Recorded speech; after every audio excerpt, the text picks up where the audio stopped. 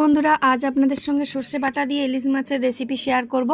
তার জন্য ভিডিওটা সবাই দেখতে থাকুন। এখানে আমি ইলিশ মাছ নিয়ে নিয়েছি। দেখুন, মাছগুলো একটু ছোট সাইজ করে কেটেছি।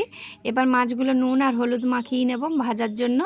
জাস্ট একটু তেলের মধ্যে নেড়ে চেড়ে নেব, কারণ ইলিশ মাছ খুব বেশি ভাজলে ভালো লাগে না, হালকা ভাজাই ভালো। এবার এখানে একটা মশলা বানিয়ে নিচ্ছি ঝালের জন্য। এখানে নিয়েছি সাদা সর্ষে 1 চামচ মতো, আর একটা কাঁচা লঙ্কা দিচ্ছি। ঝালটা আপনারা পরিমাণ মতনই দেবেন, যে যেরকম ঝাল খাবেন সেই রকমই ঝাল দেবেন। আমি সাদা সর্ষে আর কাঁচা লঙ্কাটা বেটে নিচ্ছি। এখানে মাছটাও আমার ভাজা হয়ে গেছে। এবার কড়ার মধ্যে দিচ্ছি ফোড়নে কালো জিরে, আর দিচ্ছি একটা চেরা কাঁচা লঙ্কা। এবার এই কাঁচা লঙ্কা আর কালো জিরেটা লাল লাল করে ভালো করে ভাজতে হবে। ভালো করে ফোড়নটা ভাজা হয়ে গেলে এবার যে সর্ষে বাটার পেস্টটা বানিয়েছিলাম সেটার মধ্যে একটু জল দিয়ে এর মধ্যে দিয়ে দিলাম। এর মধ্যে দিচ্ছি একটু হলুদ গুঁড়ো, আপনারা চাইলে হলুদ গুঁড়ো নাও ব্যবহার করতে পারেন।